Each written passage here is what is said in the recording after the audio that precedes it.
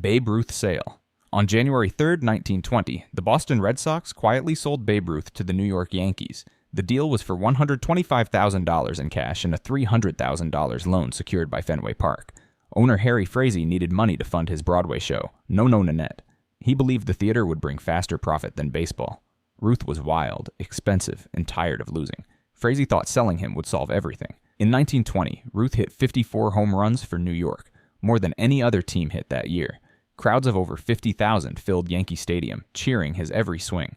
The Yankees became a powerhouse, while the Red Sox began to crumble. For 86 years, Boston couldn't win again.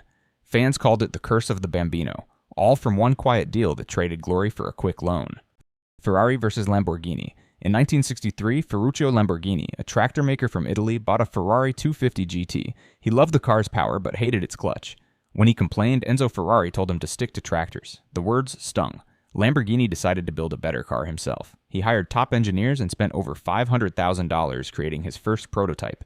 In 1964, the Lamborghini 350 GT rolled out, sleek, fast, and flawless at 155 miles per hour. The car sold quickly, proving Lamborghini could match Ferrari's power and style. By 1966, the Miura arrived with a top speed of 171 miles per hour and lines that redefined the supercar. Ferrari had mocked a customer and created a rival. Lamborghini turned insult into empire. Years later, Ferrari was worth billions and Lamborghini was bought by Volkswagen. Historians still call it the most expensive argument in automotive history. AOL Time Warner merger. On January 10, 2000, America Online, led by Steve Case, announced it would merge with Time Warner in a $165 billion deal. The internet giant promised to unite old media and new, email, movies, cable, and news in one global network. For a moment, Wall Street believed it was the future. The merger became the largest in history. Then the dot-com bubble burst. AOL's ad revenue crashed.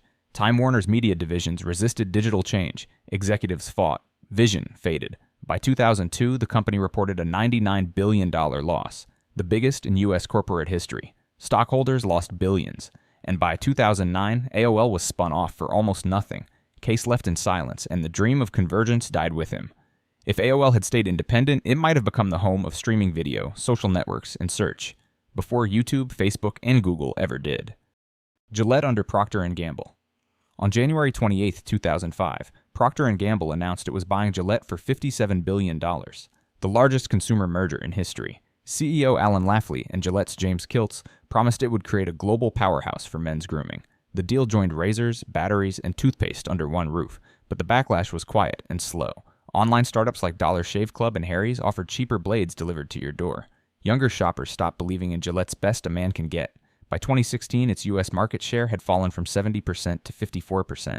Then came a 2019 ad titled, "We Believe the Best Men Can Be," which tackled toxic masculinity and divided viewers, sparking boycotts. Sales dipped and profits were cut by billions. Executives defended the brand while investors lost faith. Gillette, once untouchable, had lost its edge. Looks like Procter & Gamble really did take a gamble. Budweiser dilutes its brand. On March 28, 2001, Anheuser-Busch introduced Budweiser Select, a low-carb version of its classic beer aimed at health-conscious drinkers. Executives hoped it would keep Budweiser relevant as younger consumers drifted toward light beers, imports, and new craft flavors. The flavor was softer, the calories fewer, and ads promised exceptional smoothness. But the response was flat. Bud Light was already the favorite, and craft breweries were rising fast. In 2012, Budweiser tried again with Bud Light Platinum.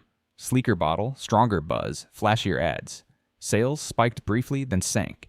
By 2016, Budweiser's U.S. market share had slipped below 7%, half its 1980s peak. Meanwhile, IPAs, microbrews, and imports like Corona and Heineken stole attention. The king of beers was losing its crown and its loyal drinkers.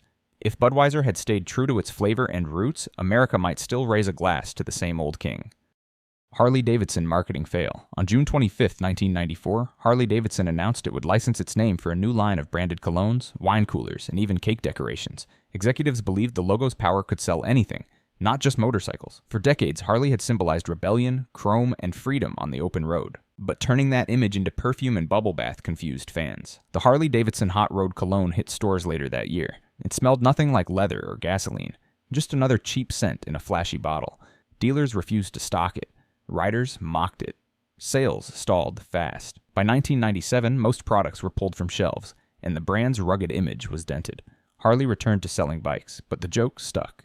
If Harley-Davidson had kept its focus on the road, its name might still roar, rather than linger on a shelf that smells like regret. Bayer buys Monsanto.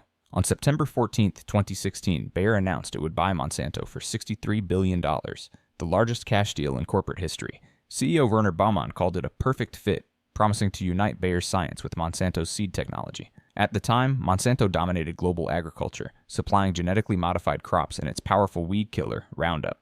But the deal came with baggage. Monsanto's reputation for environmental harm and lawsuits was already notorious. When court cases linked Roundup's key ingredient to cancer, the backlash exploded. By 2019, Bayer's stock had fallen more than 40%, erasing over $30 billion in market value. The company spent billions more settling more than 100,000 lawsuits. Baumann defended the deal, but investors demanded answers. By 2021, Bayer's profits were bleeding. Had Bayer walked away in 2016, its name might still stand for medicine, not Monsanto. Yahoo rejects YouTube. In 2006, when YouTube was just a scrappy startup founded by Chad Hurley, Steve Chen, and Jawed Karim, 3 former PayPal employees, it offered to sell for about $1 billion. Yahoo's CEO, Terry Semel, turned it down, calling the price too expensive for a company that wasn't even profitable.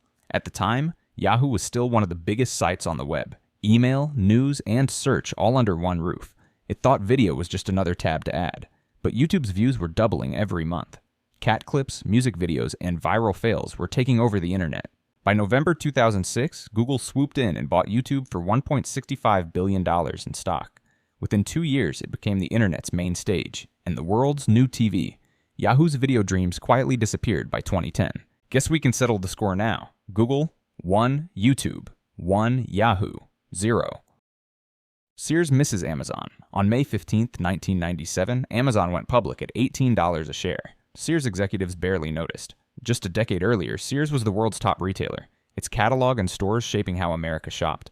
But the internet was rising fast, and Jeff Bezos' tiny online bookstore was growing into something bigger. Sears still believed in malls, credit cards, and foot traffic. By 2001, Amazon had passed $1 billion in sales, while Sears' online store was slow and outdated. In 2005, Sears merged with Kmart, hoping to compete with Walmart, not realizing the real threat was digital. Amazon Prime launched that same year, changing how people shopped forever. By 2013, Sears' revenue had dropped more than 40%, with hundreds of stores shuttered. In 2018, the company filed for bankruptcy. Had Sears embraced e-commerce in the 1990s, Amazon might still be selling books, and malls might still be full. Kodak failed to adapt. In 1975, a young Kodak engineer named Steven Sasson built the world's first digital camera. It weighed 8 pounds, nearly 8 times heavier than the film cameras of its day, and used a tiny 100 by 100 pixel sensor.